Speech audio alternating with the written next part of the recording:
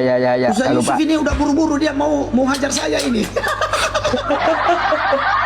Dia tidak mengeluarkan kata itu karena itu shaming yang nggak membangun. Ya, teman-teman, sekali lagi saya tidak mendapatkan penjelasan yang konkret, yang menyeluruh, yang sistematik mengenai konsep keselamatan dalam Islam itu seperti apa. Itu tuh masih ngambang karena tanya sini, sana sini. Sementara konsep keselamatan dalam Islam itu sendiri secara sistematiknya nggak dirincikan. Ya, sekali lagi ya, ini kita bicara soal keselamatan jiwa, ya, hidup kekal di dalam kerajaan surga. Saya bisa lihat dari penjelasan tadi, disitulah perbedaan surga kita ya. Karena saya melihat orang Islam dapat surga itu ya dari dirinya sendiri, dengan usahanya sendiri tadi. Dia bisa berusaha supaya bisa selamat, ya seperti tadi gambaran umpama yang disampaikan oleh Ustadz Yusuf. Tapi beda di dalam kekristenan.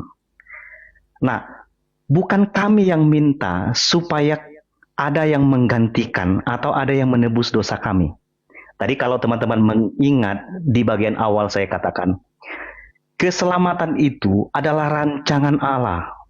Karena apa? Manusia nggak bisa membebaskan diri, menyelamatkan diri, atau keluar dari hukuman maut itu.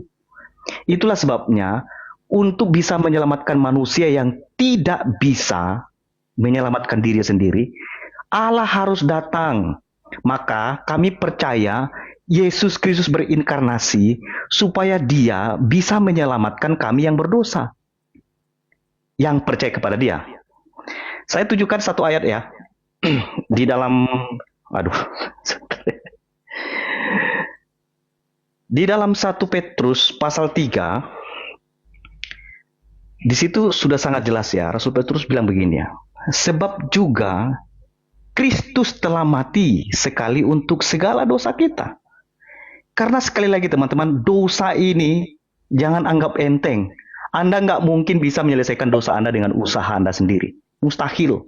Karena ini urusannya kepada Tuhan. Karena itu Yesus Kristus harus menyelesaikan itu dengan caranya, bukan dengan cara manusia. Manusia nggak mungkin. Sebab juga Kristus telah mati sekali untuk segala dosa kita. Ia yang benar. Tadi Ustadz Yusuf menyinggung di dalam Amsal tadi. Ada orang fasik menebus orang benar. Nah, dia menyebut berarti Yesus orang fasik. Nah, itu kesalahan dalam membaca Alkitab ya. Di sini Yesus disebut sebagai orang yang benar untuk orang yang tidak benar. Ini jelas nih.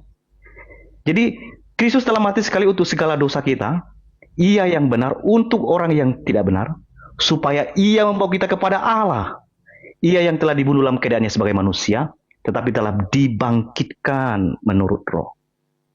Jadi teman-teman, sekali lagi, sama seperti yang dikatakan Efesus pasal 2 ayat 89 itu, kita nggak mungkin bisa diselamatkan dengan usaha kita. Karena keselamatan ini, keselamatan jiwa itu pemberian Allah murni. Teman-teman, dari penjelasan ini, Anda bisa menyimpulkan sendiri bahwa konsep keselamatan kita dengan Islam itu beda. Kalau teman-teman kita dengan usahanya sendiri, dia bisa membayar hutangnya. Tapi saya tidak yakin ya, Allah yang sejati, Allah yang kudus itu, tidak mungkin kita bisa mencapai standar dia. Kita nggak seperti Allah. Kita nggak bisa. Gambarannya itu seperti kita masuk di dalam lumpur. Kita nggak bisa menyelamatkan diri kita sendiri. Kita perlu pertolongan. Nah, solusinya hanya ada dalam Yesus. Nah, itulah sebabnya teman-teman, saya sekali lagi, keselamatan tidak ada di dalam siapapun, kecuali di dalam Yesus. Saya ajukan, tadi sudah ada pertanyaan di awal, tapi saya pengen supaya teman-teman juga menunjukkan apakah ada ayat Al-Quran mengenai jaminan keselamatan baik kepada nabi-nabi Anda sampai nabi yang terakhir. Silakan.